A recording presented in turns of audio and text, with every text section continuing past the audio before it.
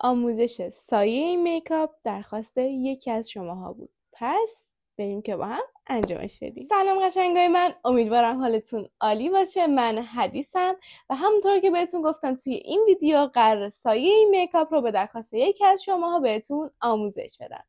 پس بدون اتلاف وقت بریم سراغ ویدیو. خب همونطور که میبینید من چشمام مارش نکردم که بهتون آموزش بدم. البته سعی کردم موهامو مثل اون ویدیو درست کنم ولی خب موفق نبودم مثل این که البته موی مدلم توی اون ویدیو خودم درست کرده بودم ولی خب نتونستم واسه خودم درست کنم. بگذاریم موضوع ما مو نیست. یه چیزی می‌خواستم بگم درباره متریالی که استفاده می‌کنید. لازم نیست که چون من از فلان کانسیلر یا فلان سایه استفاده می‌کنم شما بخواید دقیقاً از همون استفاده بکنید. میتونید هر پالتایی که دارین یا هر کانسیلری که دارین استفاده بکنید. مطمئن باشید که میتونید اون سایه رو در بیارید با تکنیکایی که بهتون میگم. پس نگران متریالش نباشید. خب شروع میکنیم. برای بیس کانسیلر میزنیم به پشت پلکمون، بلندش میکنیم با یه بیوتی بلندر نمدار به صورت ضربه ای.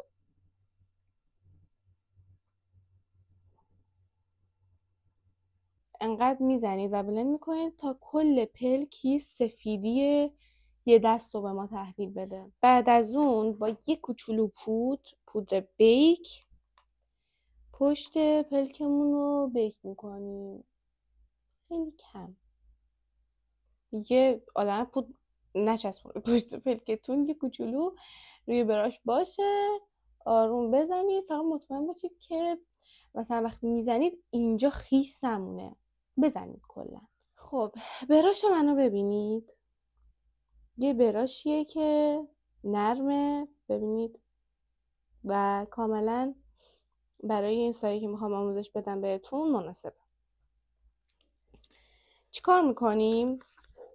حالا باز بستگی به پالت شما داره که چه توناژ رنگایی داره. نگاه کنید این چند تا رنگ قهوه‌ای خیلی تیره مشکی و اینو میبینید این رنگ قهوه‌ای روشن رو میگیرید، میتکونید و به گوشه پلکتون این قسمت میزنید. خب یه حجم زیادی یا بر ندارید. خیلی نکته مهمیه، از هیچ چیزی زیاد نزنید. کم کم بردارید، میتونید زیادش کنید ولی اگه از همون اول زیاد بزنید نمیتونید جمعش کنید، سایه چرک میشه. میزنید کم کم، فیدش میکنید و اگر خواستید بارنگش میکنید. ببینید من الان گذاشتم رو پلکم دیگه، به صورت دایره‌ای دورشو ببینید این شکلی. فکر میکنم حالا بهتون بگم که ما میخوایم تا کجا بیاد این قهوه‌ایه. این قهوه‌ایه تقریباً تا وسط ها باید بیاد، تا وسط فیدش باید بیاد. خود رنگ اصلی 1/3 بیرونی. خب این که من بهتون گفتم بیارید تا وسط، نیایید این توناژ تیره رو بیارید وسط. کمترین و ملایم ترین توناژی که از این رنگ سایه روی پلکمون بود باید بیاد وسط، یعنی خیلی کم رنگ. میبینی؟ همین توناژ کافیه فعلا. خب حالا میریم سراغ این رنگ قهوه‌ای سوخته. چیکارش میکنیم؟ با این براش، نه این براشی که باش رنگ قهوه‌ای روشن رو زدیم، با این براش ببینید یه براشیه که خیلی نرم نیست. این برای فید مناسبه، این برای رنگ گذاری مناسبه. قهوه سوختمون رو برمیداریم، میتکونیم ته قرار نیست خطی باشه ها. ببینید یه کوچولو اینجوری ته پلک میزنیم، یعنی میزان جای این سایه روی پلک، این رنگ سایه روی پلک قطعا باید کمتر از این کرمیه باشه، این کرم که قهوه سوخته باشه. میبینی؟ بعد براشتون حتما تمیز با دستمال حوله فرق. چیکار میکنید؟ این هم همون شکلی اطرافشو فید میکنید دورانی.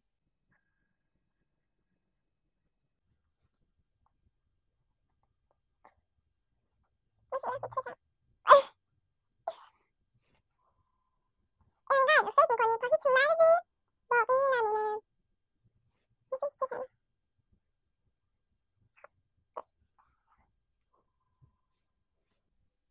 میبینی؟ بس تا همین حد. تیرگی قهوه‌ای ما نباید بیشتر از این حد بشه. حالا میریم سراغ رنگ اصلی که ما توی اون سایه دیدیم. ما تو اون سایه چی دیدیم؟ با همین براش فید که تمیزش کردیم رنگ نارنجی پلتمون رو برمیداریم. نارنجی من خیلی پیگمنت داره، حتما بتکونید.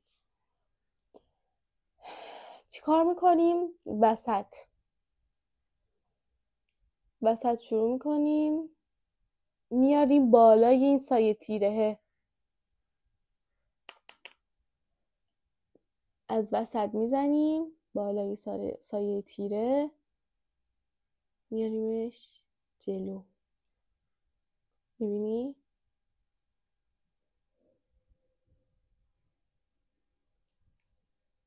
فیدش میکنیم.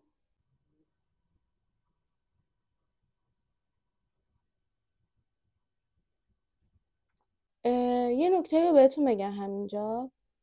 شما، حالا من که نزدم نیاز نداشتم بهش، شما برای اینکه سایتون تمیز در بیاد با پودر بیک، بذارید بهتون نشون بدم. پودر بیکتون رو بگیرید با بیوتی بلندر از این پافا هرچی، اینطوری خطی که میخواین باشه زیر سایتون رو این شکلی بندازید. به هیچ عنوان از چسب استفاده نکنید. چسب رو که میزنی یک کاتی میندازه، اصلا خیلی غیر طبیعیه و اون کات غیر طبیعی نمیدونم، حتی واقعا فکر نمی‌کنم یه زمانی مدم بوده باشه، به نظرم هیچ وقت مد نبوده.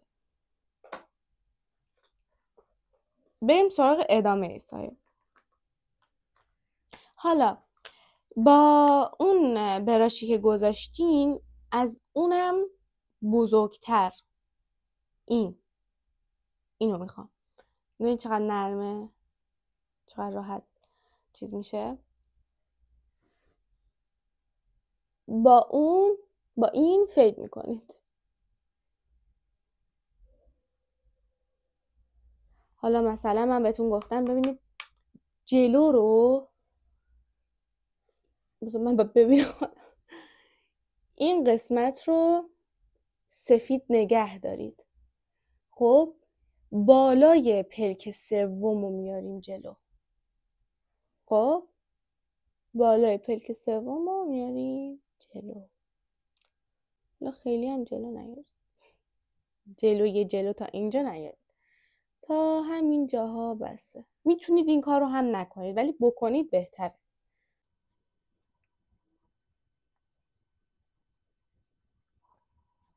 برای این قسمت پایین پلک سوم چیکار میکنیم؟ یه همچین براشی که بهتون نشون دادم، حالا خب چون این رنگ تیره باهاش زدم از این استفاده میکنم، از این برای رنگ طلایی روشن. ببینید این یا این. حالا من چون این خیلی روشن میشه، من میخوام جلو چشم شاین نقره‌ای بزنم، برای اینکه اون شاین نقره‌ای کنار این طلایی نشون بده، یه مقدار میام از این طلایی که پیگمنت بیشتری داره استفاده میکنم. خب یعنی ترکیبشون میکنم این سه تا رو. کجا میزنم؟ این پلک. میگم تنهایی نیاید از این چیز استفاده کنید، طلایی تیره نشون نمیده، خوب نمیشه. از این طلایی روشن بیشتر بزنید، از اون کمتر. میبینید پایین پلک سوم. این پلک سوم منو میبینید؟ حالا بذار پایین نشون بدم این بهتره. کجا تموم شده؟ جلوی چشمم اینجا دیگه تموم شده، ادامه نداره. منم ادامه نمیدم روی سایم، چون با اینجا تا بعد این پلک سوم جلوی چشم کار دیگه ای دارم باش. اینو که زدم باز با همون براشی که نارنجی رو فید کردم، این مرز بین نارنجی با این سای طلایی رو فید میکنم.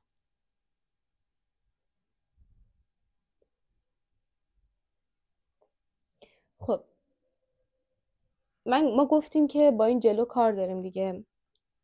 پلک سوم که تموم شد، چی کار داریم؟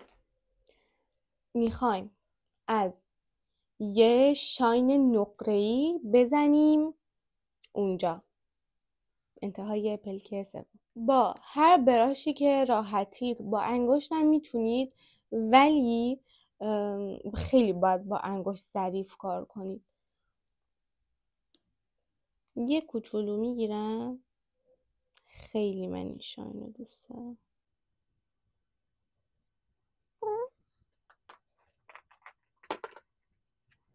میگیرم میزنم همون جایی که گفتم.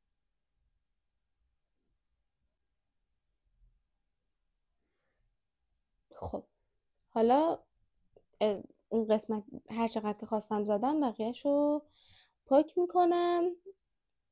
مسلما مرز میفته اینم دیگه. اینم فید میکنم. این شده از بیس اون سایه ما. بیس که نه، میشه گفت یعنی قسمت فید کردن و پشت سایه تموم شده. میریم سراغ خط چشم. خط چشم مویی، ماژیکی، آکوا، با قلم و از این خطکش‌های کاسه‌ای، هر جور که راحتید. چیکار میکنیم؟ حالا من چون قلمیه میزنم توی کاسم. نه، چون که کاسه‌ای قلمم میزنم توش. خط چشمو چیکار میکنیم؟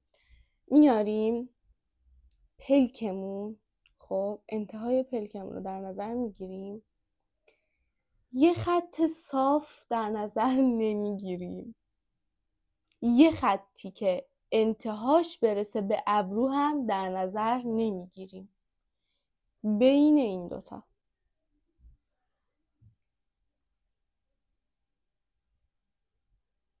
ببینید، اینجا پلک سوم من تموم شد. من خط چشمم هیچ وقت نباید انقدر کلفت باشه که برسه به این پلک سومم.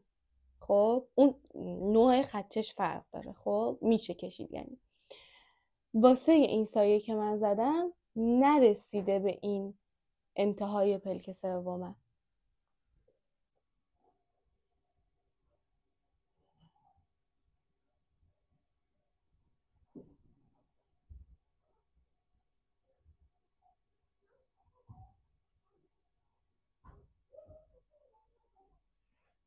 دیدی؟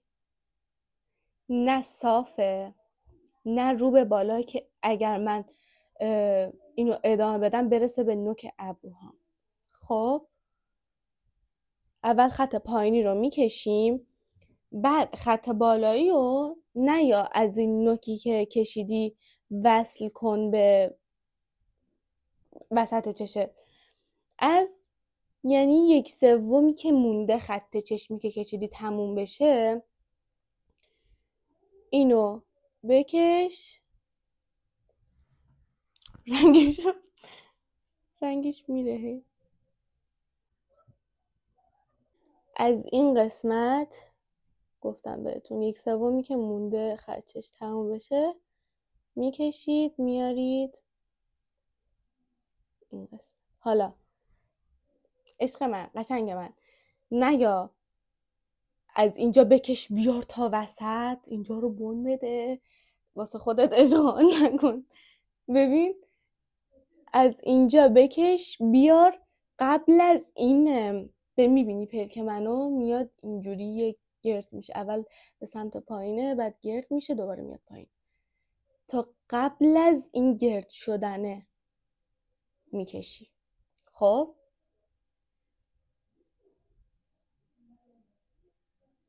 حالا دیگه تیزی شو. و ببینید این خط چشمی که من کشیدم بلند و تیز بود، میبینی؟ بلند و تیز بود. حالا من خیلی بلند نکشیدم، نه انقدر بلند و تیز بود تقریبا. حالا من الان نمیام خط چشم جلوی چشم بکشم. اول چیکار میکنم؟ اول پودری که اینجا زدم و برمیدارم با براش، میرم سراغ موژه. همینجوری هم موژه‌مو نمیذارم، فرموژه‌مو میزنم.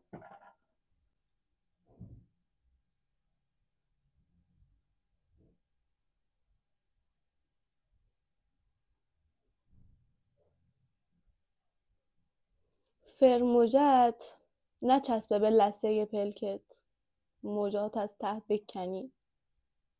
خیر، از یک کم مونده به لثه شروع کن، کم کم اینجوری بزن بیا بالا. الان دیدی زدم دیگه.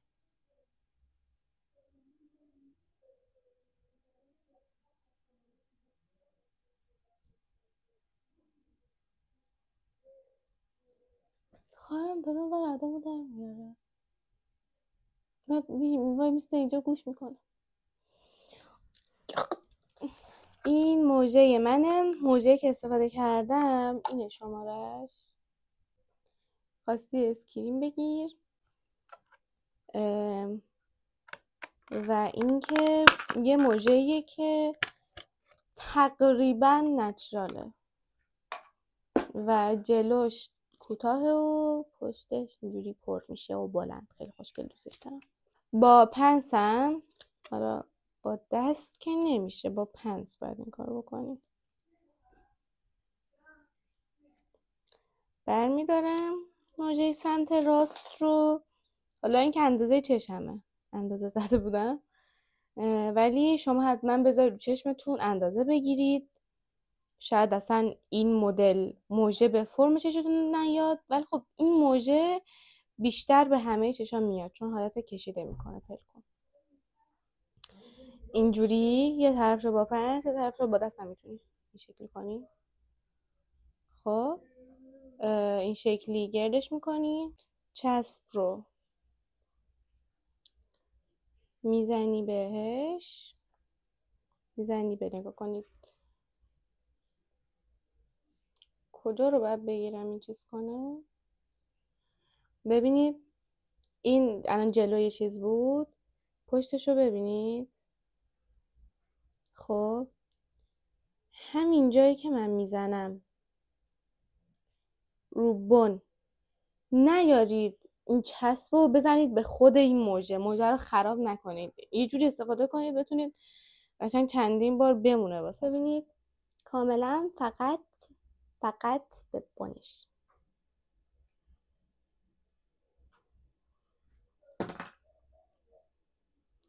چسب رو که زدید یه ذره اینجوری تو هوا بچرخونیدش که خیلی خیس نباشه میزنید. حجم زیادی هم از چسب نزنید. ببینید در همین حد کوچولو از بالا، ببینید دقت کنید دیگه خودتون بذارید روش. چسبید کم کم بیا حالش.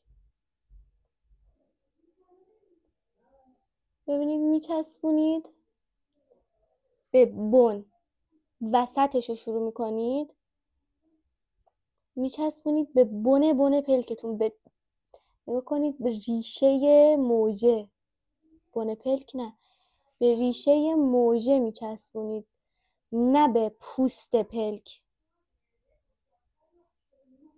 نکشم ببینید، ببینید بچسبون به پایین ترین نقطه‌ای که میتونی و چشمتو اذیت نمیکنه.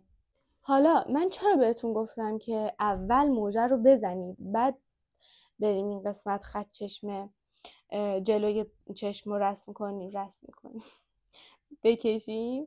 چون که ببینید این بنیه که موجه ایجاد کرده و اینجا اومده سفید شده، میبینی خیلی تو چشم میزنه و یه جوریه و اگر که ما قبلش میکشیدیم ما نمیدونستیم که این بنه خب ممکنه که بالاتر بیاد دیگه، چون چشم اذیت میکنه اگه خیلی پایین باشه. اول اینو میذاریم، بعد با توجه به این بنی که گذاشتیم خط چشم پایین چشم رو رسم میکنیم. هی میگم رسم میکنیم، میگم مثلا دارم ریاضی درس میدم. میکشیم.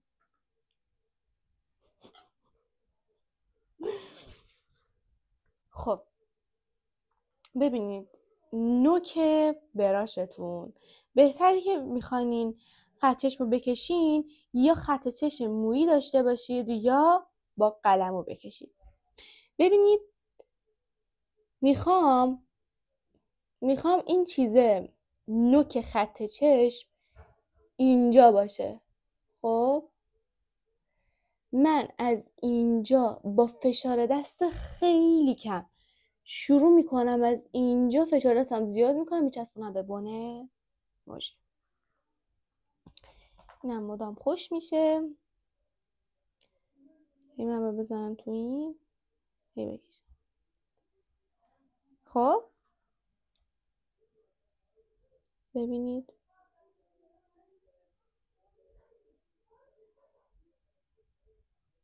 میچسبونم به این بنه.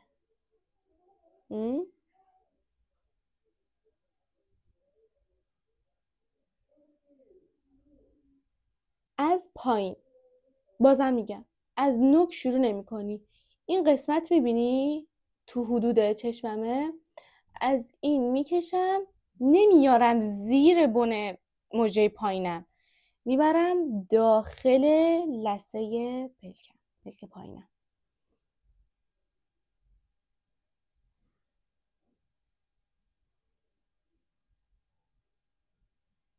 میبینی؟ یا داخل لثه نمیبرم، رو بن موجه پایین، روی بن زیرش نه. حالا بریم سراغ زیر چشم که تم اصلی میکاپ رو مشخص میکنه. توی این میکاپ البته با یه براش ظریف نازک مثل این، من از این استفاده میکنم. میام ترکیب این دوتا رنگ خب میزنم. ببینید قلم رو میبرم زیر خط بن پلکم، احساس میکنم در چشمش واقعا تحمل این موجه رو ندارم، زیر پلکم و میزنم. ببینید نمیخوام این خط تمیز زیر چشمم رو خراب کنم، برای همین نمیارم تا اینجا، تا ببینید شما میبینید بیشتر از این نمای موجه این سایه نیومده. خب یعنی تا زیر این موجه میبرم، نمیارمش زیر خط چشم که خرابش کنم. میزنم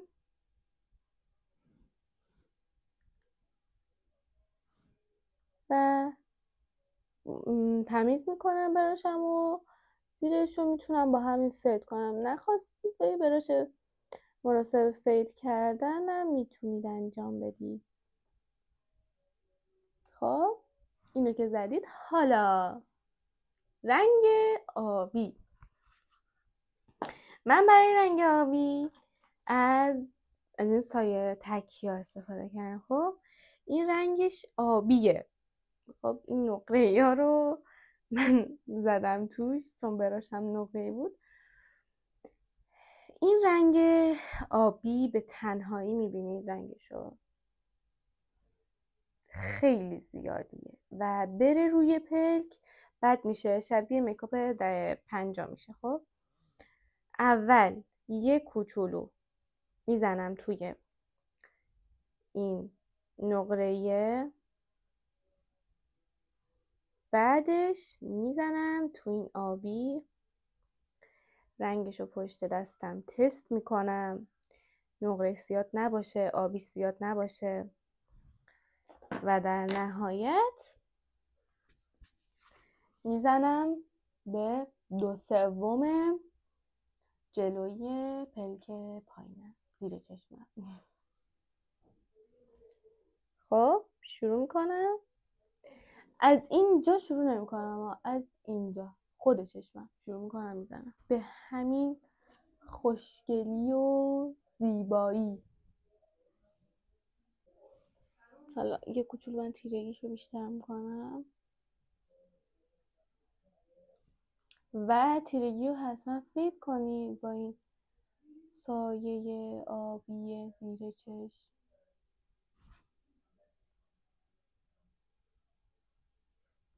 خب میخوام یه کوچولو این نارنجیه رو بیشتر کنم، هر جایی که نارنجی زدم و بازم میزنم. خب اینم از آموزش سایه‌ای که درخواستشو داشتید با همه نکات و جزئیاتش. اگر که از این ویدیو خوشتون اومد خوشحال میشم که لایک و ساب بکنید و حتما توی کامنت ها بهم بگید که الان که فصل پاییز شروع شده دوست دارید که یه میکاپ پاییزی بهتون یاد بدم یا نه. مرسی که تا آخر این ویدیو رو دیدید. توی ویدیو بعدی میبینمتون.